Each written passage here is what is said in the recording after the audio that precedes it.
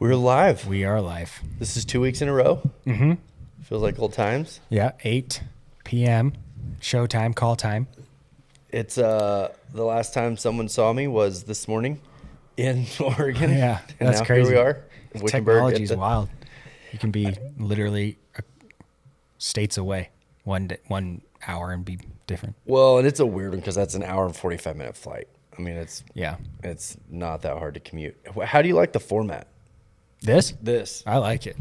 Yeah, it's interesting. It's like you get to see both.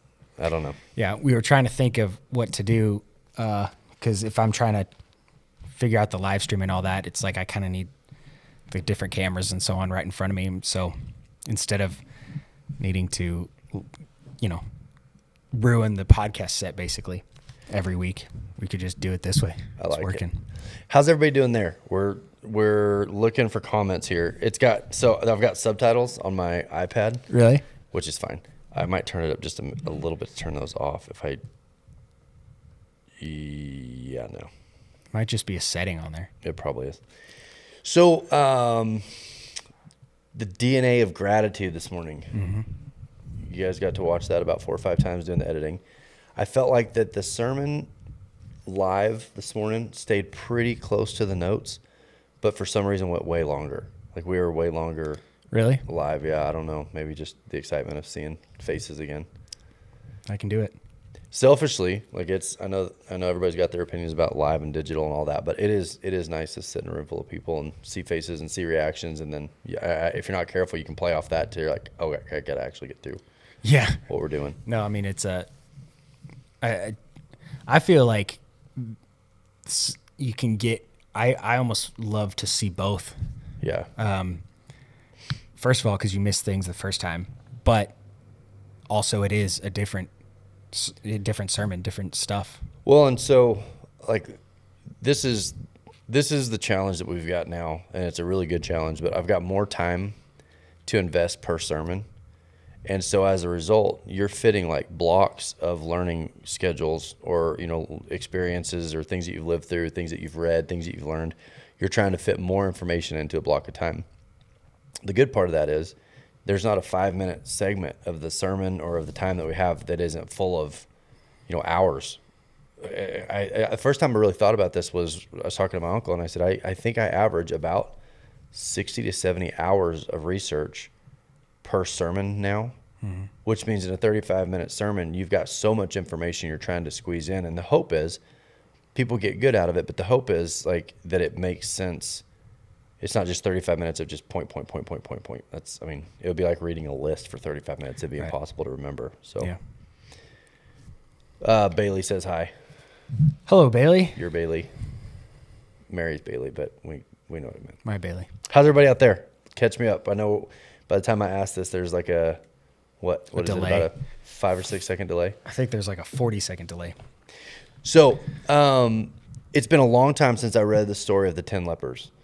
And that's the cool thing about the word is that you can read a story and then you go back years later and life has happened to a degree that you go back and read the same story but from a different perspective. I've almost thought of it as like 2 walls with holes in them, a series of holes. And if you look through both walls, you see what's on the other side when the 2 holes line up. Does this make sense? Yeah. Kind of like how they the trajectory of a bullet hole. Right. But then as you move down this wall, when you look through this hole, through that exact same hole, now it lines up to something different. And so what you see through the 2 points of orientation is something completely different. Right. Same story, but you see it from a different perspective. Mm-hmm. The 10 lepers, it's interesting. That's an interesting concept of not the DNA of the man, but DNA of the gratitude. Right. Here's the discipline. Is I used to be maybe at a place where I could predict a little more accurately what was going to happen. So then when it did happen, then you're like, I'm celebrating. I'm grateful because it went the way I thought it was going to go. Right.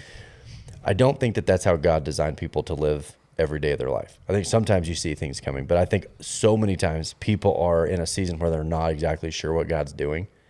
And so the discipline to stay grateful in that while you're less able to predict is, that's been a good discipline for me. Hey, listen, we got to get questions. We've had not one single question so far, and I know there's 20 people watching, so it's I said that, and then I'm like, I think I need to scroll. Katie said hi. Holly, oh, here we go. Been thinking about the word preference all day. I went home and watched and found new light bulb moments. The word that comparison is the fertilizer to resentment. So hold on, let me turn off, you guys don't mind, let me turn off my subtitles because. Is it right in the way? Yeah. Like I can see the comments, but then we're still figuring out all the gear. It's fine. Preference. So one of the things that I said today that I'm not sure if I remember if I said in the podcast is that we can get so driven by preference that we become a slave to it. We think that preference is the most desirable outcome. And I heard Timothy Keller one time say that to appreciate who God is gives you the ability to appreciate every season or every circumstance.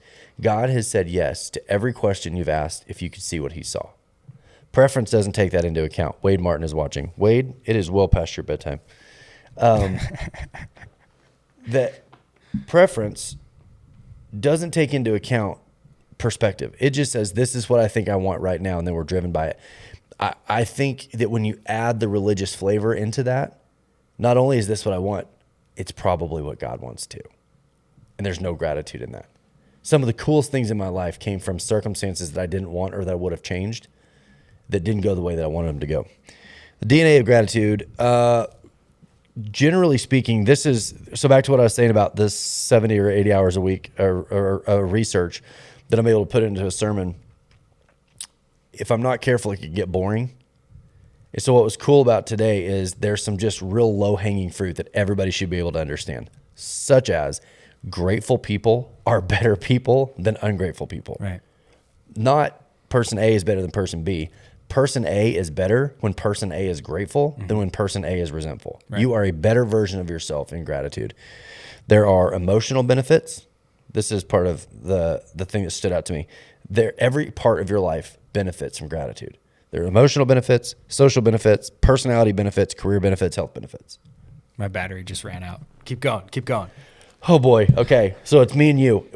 We're right here. Are you going to... Listen, Jacob is not here to help anymore, so you're going to have to ask questions right now. I'm panicking. I'm freaking out right now. It says swipe left to see the comments. I swipe left. It's nothing.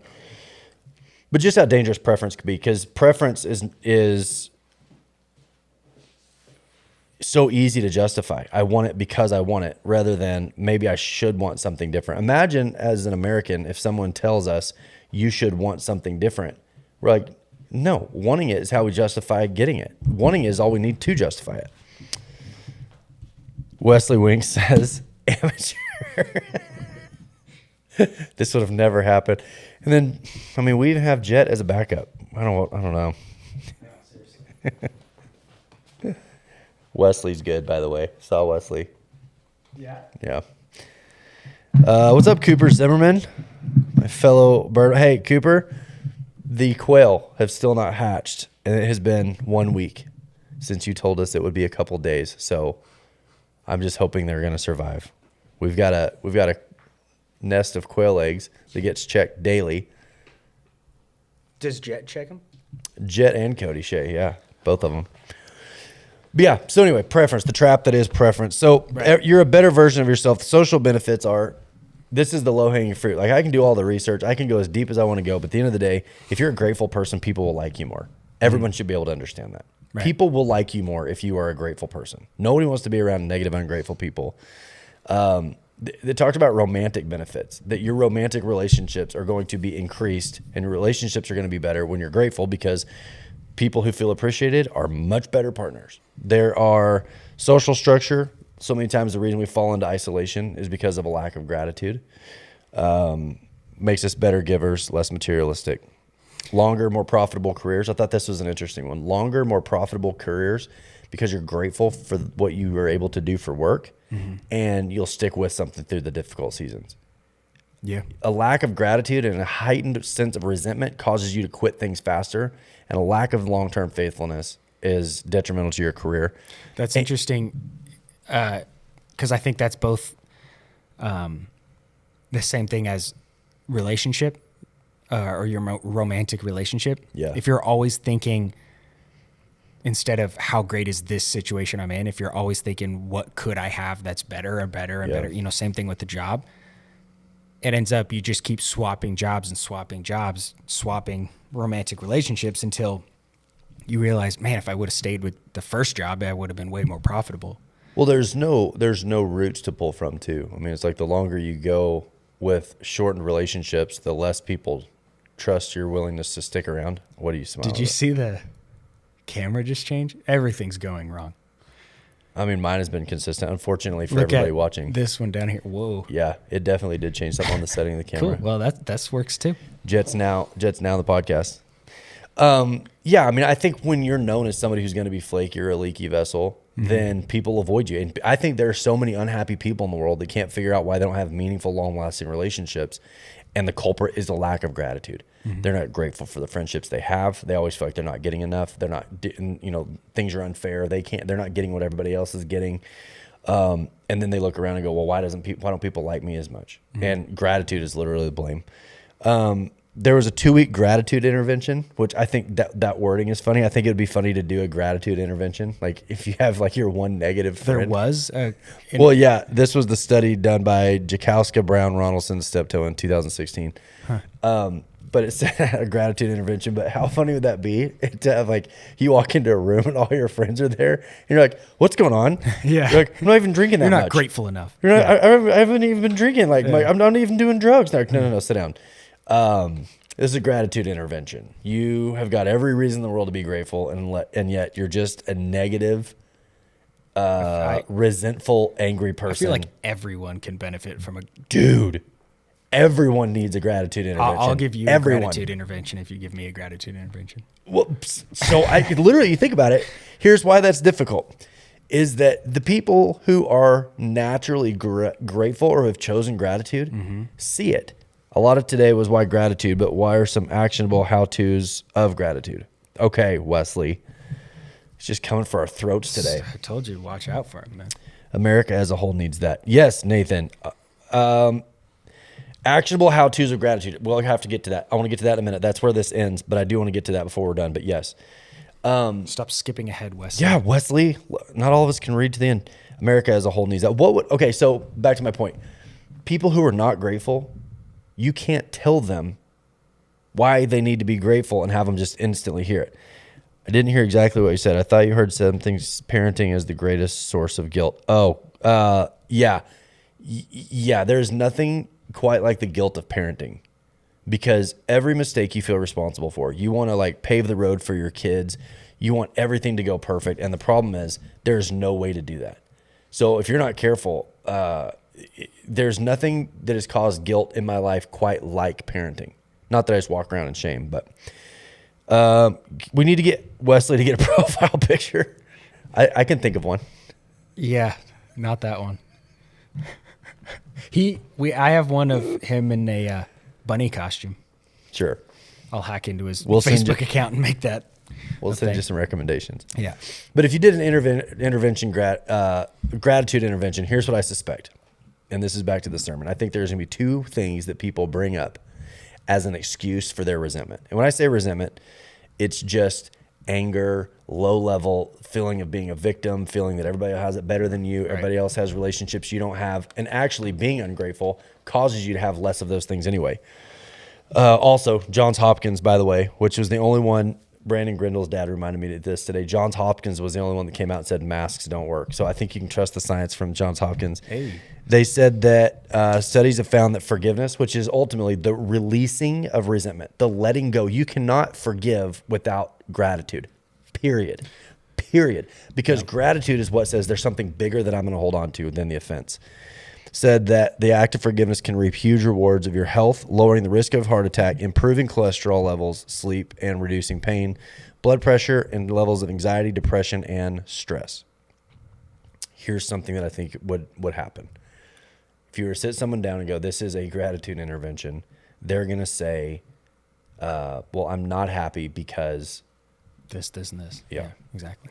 Happy people don't become grateful. I think this is important. Everybody, even ungrateful people, have moments of happiness when the circumstances change and you have this moment of happiness. But happy people do not become grateful. Grateful people become happy. One creates the other. It does not work in reverse. It doesn't matter how good your circumstances are. It doesn't matter how much you like, how well you compare to others. Those are the two. That's the double helix, the DNA of comparison and circumstances that lead to just misery and resentment. You look at our political climate, it's all, what about this people? What about these people? I've been watching a guy on YouTube do a really, really long motorcycle trip, but on a Honda monkey bike. So it's basically a pit bike. And I'm talking like a long ways. And so he said it there. He's like, 800 miles, or no, not 800 miles, but basically like 16 hours on a monkey bike will make you in one day. In one day will make, sleeping on the ground enjoyable. So when he walked into his crappy motel room, he was like, this is like the 5-star Marriott or whatever. He was like, this is incredible. Yeah. And I was like, yeah, versus if you're, so that's your, that's circumstances, but suffering is what makes you enjoy right the good circumstances. Mm-hmm. And I think people miss that, is they want such good circumstances that it creates in them a sense of gratitude. And just to your point, without the contrast, right, it's kind of like that everything is everything. Everything is everything, everything is nothing. Right. It's the contrast that allows you to go, oh, I'm so grateful for what I have, because I've also suffered through preferences that I wouldn't have chosen. I think I haven't outwardly shown myself to have acts of grateful person and secretly held resentment of not knowing how to fix the inside. Yes, now we're getting there. Good question, Tracy. I think most people will go, I would love to be grateful, but I'm not. Mm-hmm. And I don't know what's wrong with me. I look around, I look at my circumstances. I have enough good circumstances to feel grateful, and I'm not. Mm-hmm. So what needs to change? And that's where, to me, that's kind of where the sermon starts, was because the people with the highest agency, the highest levels of agency to change their picture, the people who have the ability to change their picture the most, are on average the least happy. So we know it's not instantly circumstantial, that circumstances are not the thing that cause us to be these healthy, better versions of ourselves. But that's where we start. If you're waiting, point one, if you're waiting to have it until you feel it, pack a lunch. It's going to be a while. Yeah. I think there's that thought of, I'm gonna go into this hotel and I'm just gonna stay in this hotel until eventually I learn to appreciate it. And it's like, no, you need to go ride your bike for 16 hours and suffer through some level of contribution, and then come back and see if that exact same hotel room doesn't seem a little easier to appreciate. Yeah.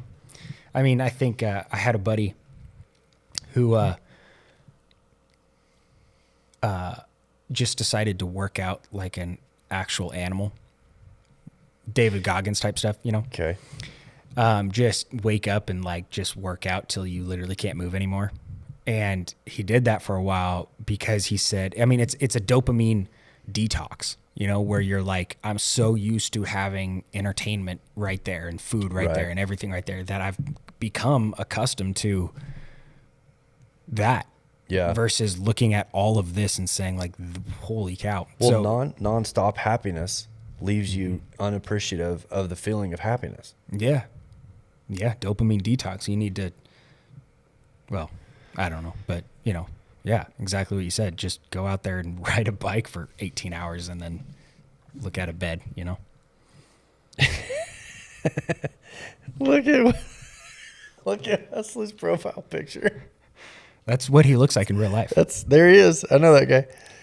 1 Thessalonians 5:16, rejoice always, pray continually, give thanks in all circumstances. That means not be thankful for all of your circumstances. It is in all circumstances, good and bad. Be grateful. Be grateful when things are good, and be grateful for what's happening when things are bad. What you're getting out of that. Wesley completely threw me off with that, by the way. Yeah. What's interesting about that is because if your circumstances, if you can't change them, or like, okay, so this is a better example. I was talking to my little cousin and I said, school, you may not, well, it doesn't matter what the class is. If you have to be there, then you might as well just try to get everything you can out of it. Yeah. Because if you have to be there, be just grateful. get something out of it. And so, so same thing. I think it's like, if you can't change your circumstances, being grateful at least makes gets something out of that circumstance versus hating it is doing nothing. And that's what's crazy to me is I think that's an easier concept to understand is how to be grateful in bad circumstances than stay grateful in good circumstances. I think it is so much harder. Wade, to your point, Jet's just off screen. Just if you're looking at your screen, it's to Jacob's left. He's sitting there off screen. Closer. You can say hi, There Jet. he is. Pop in, say hi. Pop in your head. Just half your head. No, half the head, not your whole head. Hi, Miss Jessica. There you go. But yeah, so staying okay in good circumstances, I think, is the bigger challenge because the better your circumstances get, the more likely you are to get this wrong. The more likely you are to become ungrateful when your circumstances are good. So think of this. If gratitude is tied to your circumstances, then comfort often kills your motivation. Yeah. Because the external healing, Tracy, this to your point, external healing does not solve internal resentment. External healing does not solve internal resentment. And the 9 lepers called Jesus master and their circumstances changed. And the minute their circumstances changed, they didn't call Jesus anything. They were just out. Yeah. Hello, amen to that. Hard to stay grateful when things are going well. It's crazy, but it's so real. And that's backwards, I think, than what the church has even taught. The church has taught forever, like, stick it out. Jesus is going to rescue you and he's going to make this all better. And it's like, well, yeah, but how many happy people are asking these questions? Right. Or not happy people. Like that's what Jesus said about it's hard when you're wealthy. The suffering that turns you towards Jesus was actually your greatest gift. Anything that turns you towards Jesus is your greatest gift. The problem is when we get comfortable and we go, oh, okay, never mind, I got it. And so it's hard to stay grateful in seasons where things are going well because you're more likely, well, I'm getting ahead of myself. It's a brilliant trap. I think this is a brilliant trap is that I think people will accredit their drive, their levels of ambition, they think come from resentment, the desire for more. And that is the definition of idolatry is the need for more. And so if you look at a capitalistic society, which I'm all for, I'm glad we live a governmental structure. I'm a capitalist at heart from a governmental structure. From a spiritual standpoint, I'm very anti-capitalism in my spirit because you have to replace words like good that have a parameter. How good is good? Well, it's good. How good is better? It's limitless. Everything can always be better. So if you sell the idea of better, you're never satisfied today. You're never grateful today. You sell the word enough, you replace it with the word more. You sell the word contentment, you buy the word ambition or striving. So with that reason, you're never fully grateful. You're always looking for the next corner, the next thing, and you go, well, I can't be grateful because if I'm grateful, I'll lose my ambition. Yeah, I mean, it's the same almost with fear, or anything that I guess takes happiness away, because if you have fear that you'll never get a wife, then once you have a wife, you'll be afraid that you're going to lose her. So then never in that situation Robs are you the happy. joy. Yeah. Versus if you're like, well, I see it as a blessing, then you get to enjoy the blessing versus it causing fear. Imagine what it would do in people's lives if they understood this. Right. Imagine what it would do in someone's life if they go, no, okay, I've been resentful. I want to be grateful. Imagine what could be created, if people. If you start living out of the surplus instead of the deficit. Here's what's interesting to me is that we want better circumstances. We're always striving for better circumstances. When the circumstances are worse, it's crazy. It's crazy how much more perspective we have. I think we lose our perspective the more control of our lives that we have. The more agency we have to control our own lives, the more unhappy and the more anxious we become. When we're out of options and we're just stuck, I heard a person, it wasn't a spiritual thing at all. It was an EMT talking about when they've arrived on a scene where someone's going to die and it's obvious that someone is going to die. Like, am I going to die? This is it, but we're going to be here with you. And they said you expect that it would be like, no, panic. But like so often when somebody reaches that, this is it, this is the end, there's almost a piece of like, okay, the fighting's over. The striving's over. It's like this weird acceptance. There's like a piece of like acceptance of it. It solves the question of how I'm going to die. Well, now I know. Okay. It's like it's like in that moment where we accept death, whether it's proverbially or physically, we're able to relax. And the thing that we tried so hard to avoid brings actually more peace than chaos. Sometimes the failure is what brings peace in our lives in a way of like, there's nothing left to lose. I'm out. And socially, this is what I know to be true. Socially, everyone will rally around you in failure. Like when your life... Dude, I got to figure out this camera thing. When your life crashes and burns, people rush to your side because you're not a threat to them anymore. Right. They don't feel worse about themselves. They're happy with their lives because your life crashed and burned, and they're like, "Oh, we need to go love on." Sometimes one of the most isolating things you can do is succeed. Sometimes the fastest way to make people frustrated and want to distance themselves from you is to be grateful, to have things go well. Sometimes the circumstances going well are far worse. What did you say earlier? You said, or during the sermon, at least the recorded version, you said that. Lydia said much better. Oh my God. That people are much faster to console somebody if they're doing bad or if they lost versus succeeding. Yeah.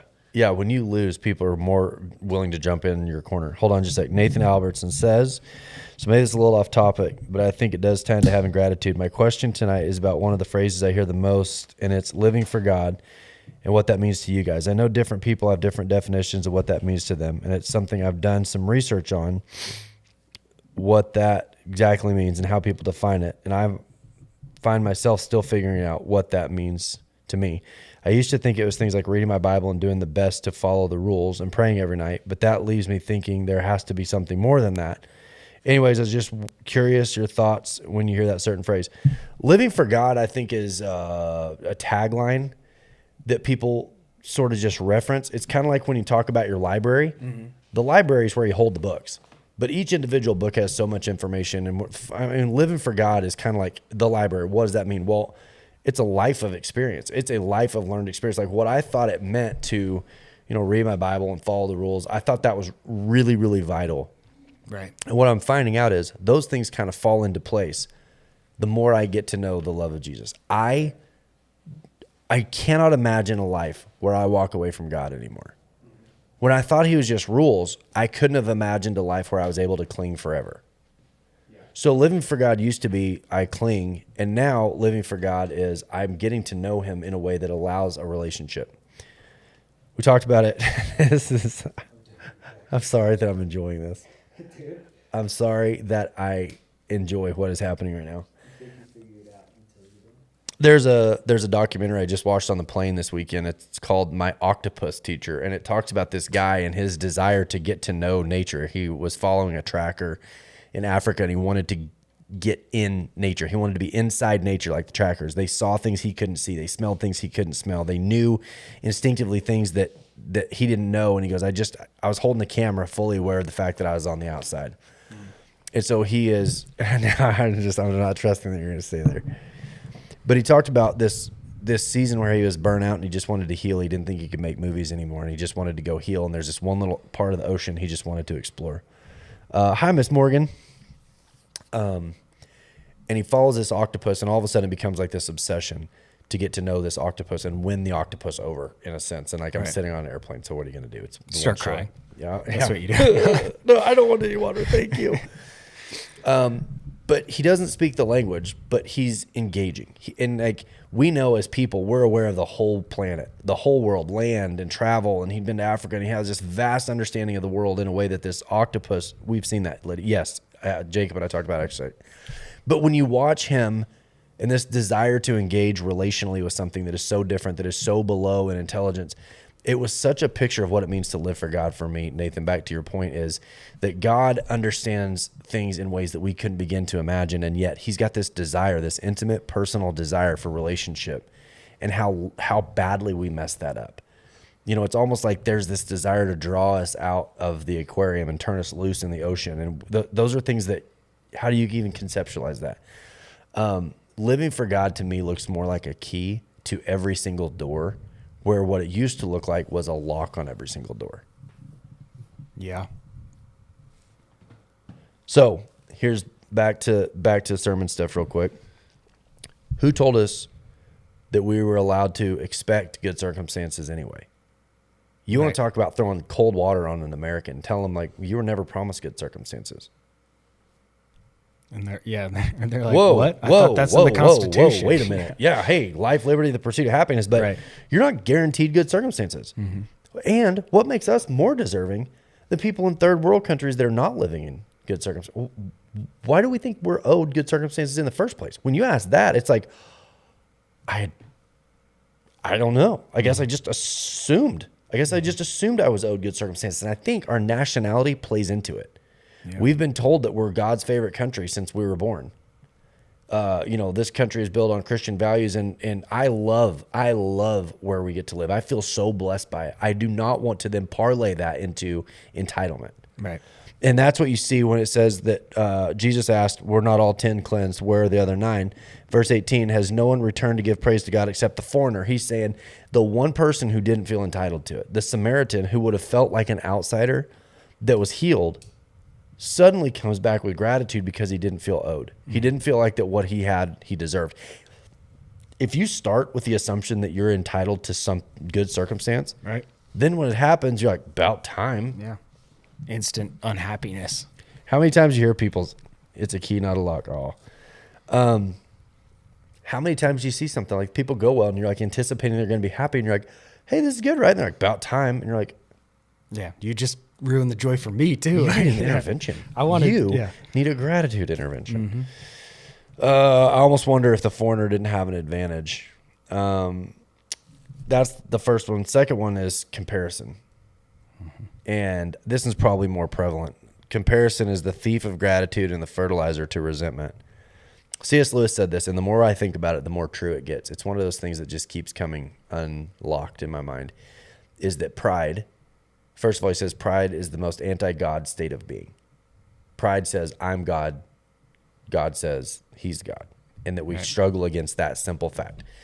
Think of the octopus and the documentarian. The octopus is the center of its own world and encounters man that rules the world.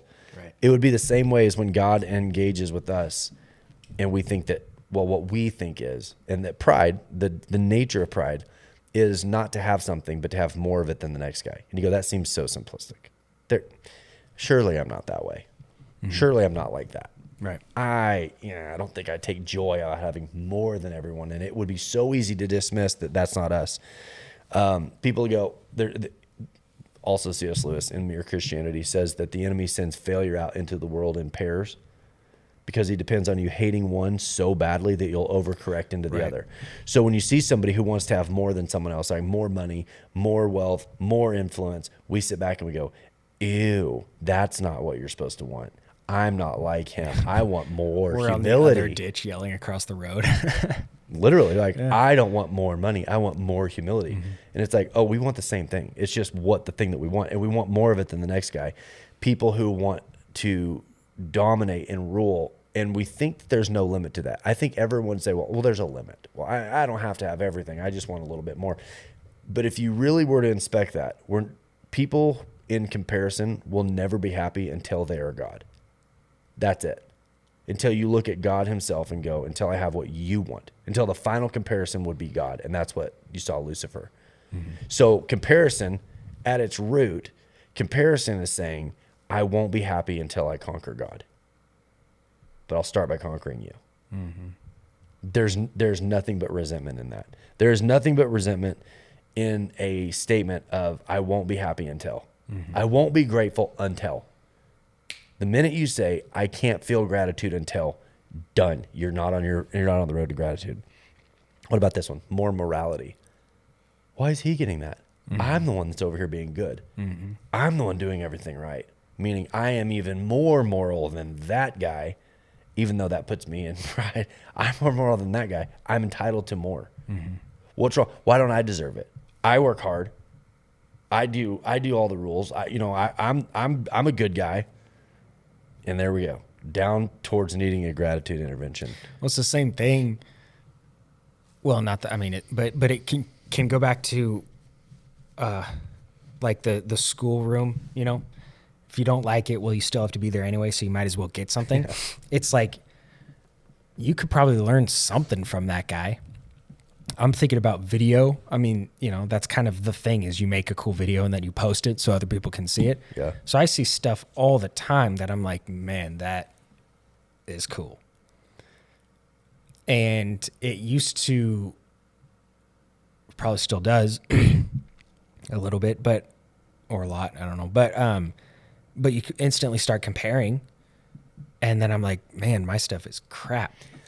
And or you can just accept the fact of like, no, that's really cool.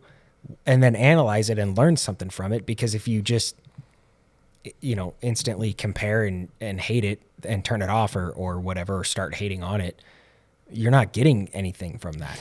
So Wesley, here's one of the how-tos. First of all, right circumstances completely out of it.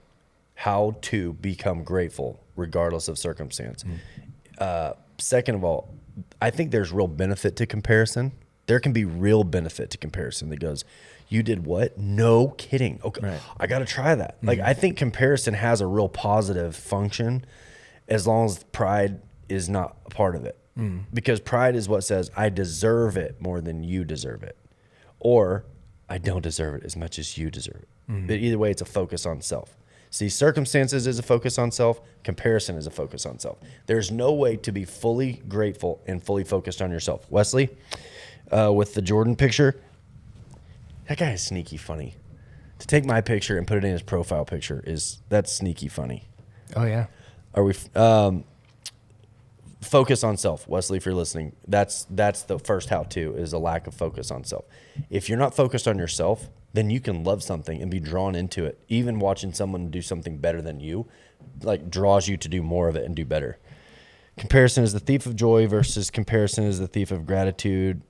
Interesting how intertwined joy and gratitude are. Correct. Okay. And the other thing is with comparison, the better you get at something, the better your peer group will tend to be. Right. So when you're in comparison, okay, I'll come out with it. It was Mary's. Hey, it was good for being honest. I love it. But you both are funny now. So you shared the love. We're a very funny bunch. And there, he won my heart again, just like that. It's gone. But the better you get at something, the better your peer group will be. You get put into. I don't know if this is exactly on topic, but I have felt led to praise God for bad circumstances recently because of how He can use them. Interestingly enough, after I praised Him for them, trusting He will use them, the circumstances have changed. A pat on the back from God in my trust gratefulness journey. There's a story, and I hesitate to tell. It's not my story to tell, but I've talked to so many people that in the middle of a low point, when gratitude is the thing that they have left to choose, and they choose it, that it's what pulls them up out of circumstances. I think I have to be careful. I think that the circumstances can be like the cherry on top, but it's when I die to the circumstances, whether they get better, whether they don't, that's where I'm able to cling to them in a way that's helpful. Oh man, I'm not ready for that. I outsmarted this camera by putting that camera up. Take that. And it actually looks better. Wow. Yeah, thank you, circumstances. Hey, you know what? For the record, there was two of me there for a second. I think everybody almost just lost everybody. I think I like that angle better. I know. Dang. Okay. I lost my train of thought. Okay. Oldest son. Nope, you're good. Oldest son, prodigal son. Lacey said you got to tell the backstories because not everybody's going to know them. But I feel like everybody's heard. There's a story of a son who takes an inheritance from his father, which is to wish that his father was dead. Mm-hmm. I really like this angle. I wish my father was dead. Give me my inheritance. I'm going to go spend it on frivolous living. Think university living, right? Well, yeah. Living in the frat house. Makes a lot of sense for me. I think people are always looking for the magic bullet and the specific definition on how to live a certain way or how to achieve certain success. And I think it's more about trying to be aware of what God is trying to tell me in my day-to-day life. It's literally like this stinking documentarian trying to win over this octopus. Rules don't even make sense. It's like, no, it's relational. It's engaging. And He is the one pursuing us. We're just this dumb, the octopus that is being engaged or being acted upon, and we try to turn that into a religion. We try to figure out how we've done it right till we drew the guy down into our ocean. We are just the recipients of grace. And when you realize that, all of a sudden it gets way less formula. It's like, no, what does it mean to live in the kingdom? Whoa, So- what would it mean? That's the creator. What would it mean if you took me out of my sucky little life in this den under a rock and introduced me to the real world? It's this Morpheus moment on Matrix of like, everything is not as it seems. And our engagement to God is a miracle. The grace that's there, of course we would want to pursue that and try to share that with people and live kingdom principle minded. But it is no more deserved than the octopus who looks up one day and there's this burnout documentarian trying to get healthy swimming around in his little orbit. It's the same thing. We're the octopus. I I'm want to Donut. be that burnt out documentarian. I'm one Donut, day. Lydia. Sorry. Hey, but I mean, okay, we could. So the octopus could have resentment to the guy, like, bring me out of this circumstance. But then the guy's like, you'll die if I bring you out of here. So I mean, versus Well, like there were times in this movie where like the shark rips off one of its tentacles and the guy could have stopped it and he didn't because he's like, no, to be fully you, it includes these sorts of experiences, don't it? I'm telling you, everybody ought to watch it. It's called My Octopus Teacher. I don't know why I just got so much out of that, but it's just like, that is so... There's this one point where he goes, I had to go to the surface. They're having like this, so stupid, but like they're having this moment and this octopus is like, maybe I'm going to trust you. And like, he didn't want to be separated from the environment. And so he's not wearing a wetsuit. He's not wearing scuba tanks. So he has to go to the surface and get air. And there's this one really meaningful part where he decides he's going to go to the surface and it just rides his hand all the way to the surface. It's like this wild trust of like, let's go. You seem to know something I don't know. Let's go. And like, what would it be like if we could live for God with that sense of adventure? It will make every religious person angry because the older brother, the prodigal son comes back, the father redeems him and makes the religious older brother mad because he goes, I was going to get my inheritance through being good. That guy got his inheritance and was bad. I'm going to get it and be good. And there's nothing that makes the religion in us madder than happy, joyous people. People who are happy, people who are having a good time, people who are smiling, people who are engaged in life. The octopus riding the hand of the creator to the surface will inflame the octopus who is afraid to get out of the den. It will make that, well, I would never, that's risky. I would never do that. I mean, there is so much to this analogy. I'm telling you. now we're not sponsored. We're not what? We're not sponsored by this movie. Everybody but needs now to watch everybody's probably going to go watch it. Unfairly, he was mad because his brother was unfairly rewarded. His little brother was unfairly rewarded, and the problem is we don't recognize that we're the recipient of unfair reward. We are being unfairly rewarded, and that, Wesley. So here's the how-to again. Back to your question that Mary asked. It's the acceptance of like, take circumstances, take comparison. If I was the only octopus in the ocean, he came for me. Why? There's no rhyme or reason for why God engaged in my life in the way that he did. Comparison can't make that better. Circumstances don't allow me to grasp what that is. I am this otherwise meaningless creature that God has found value in, and I am being unjustly and unfairly rewarded in my life. How could that not produce gratitude? How could that not produce gratitude to go, I'm the recipient. I'm the winner. I won lotteries without limits. Remember that one time the lottery was almost $1 billion? I have to admit something. I bought a lottery ticket, and I feel like I almost won. But it's so easy to imagine, like, how would my life change if I had the resources? Not nearly as much as if we just grab onto the hand of the Creator and go, take me where you want me to go. Take me into the kingdom. Teach me what I think. Tell me what I think. Tell me how to live. Show me who you are and who I am. Imagine the sense of adventure, and gratitude is what unlocks the door to that. Resentment is what tries to change God into something that works for you. Gratitude is that moment where you go, just take me.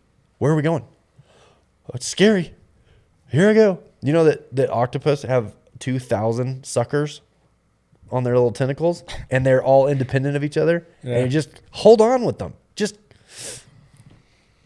That's so crazy. So the grateful Samaritan and the younger brother had this in common. Their hinge point of their gratitude was the father. Right. They hinged their gratitude off of the identity of the master. Whereas the older brother and the 9 lepers, theirs was, I want more than God. I want more than my father. I don't just want my father. I want dominance over my little brother. I don't want to just have it. I want to have more than everyone else. That's why I wasn't able to be happy when his brother came back.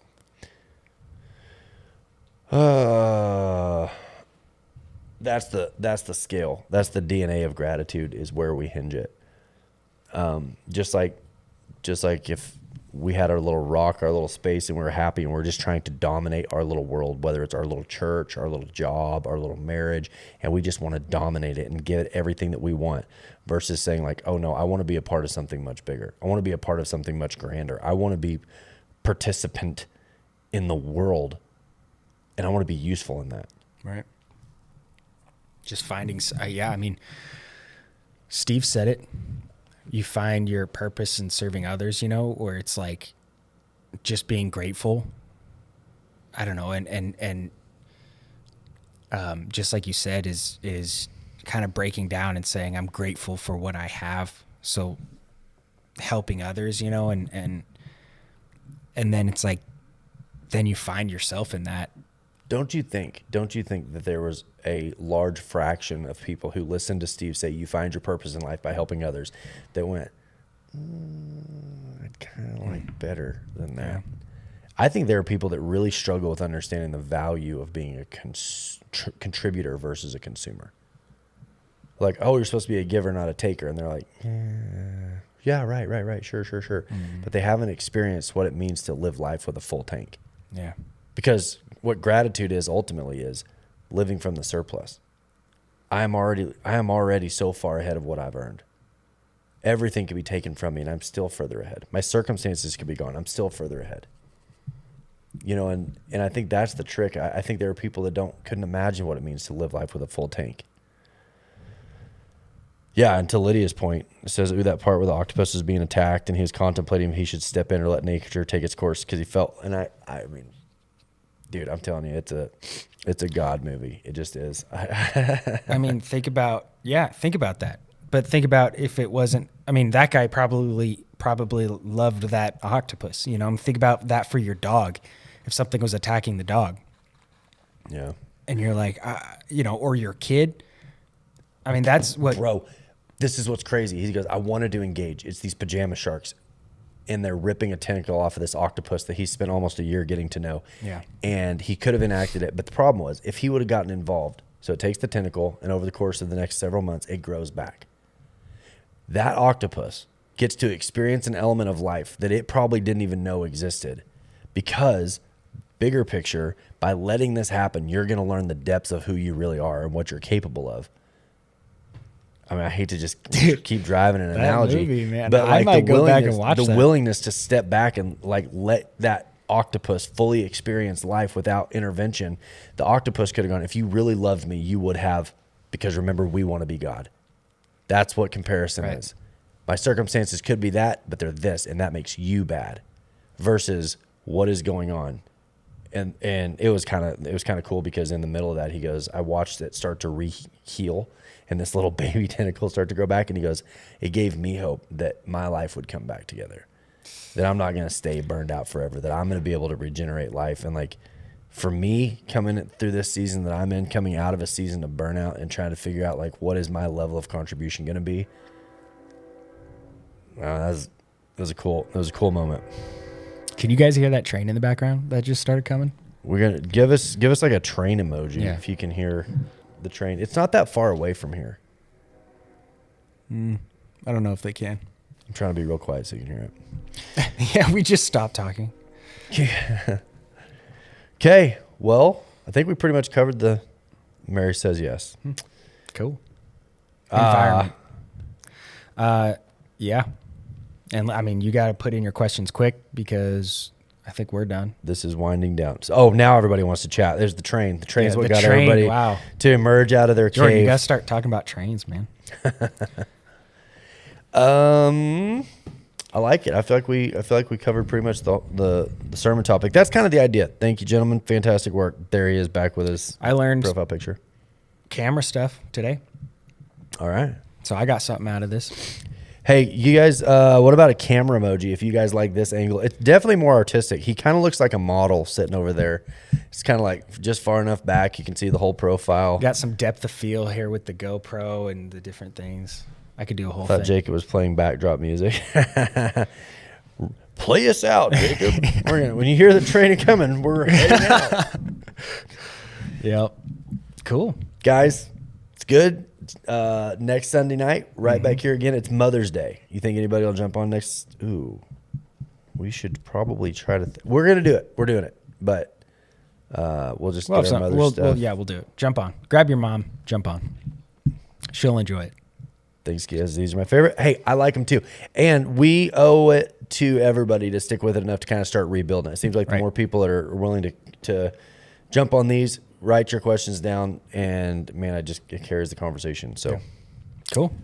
Well, thank you, everybody. Enjoy the rest of your week. We'll see you Sunday, and bye for now.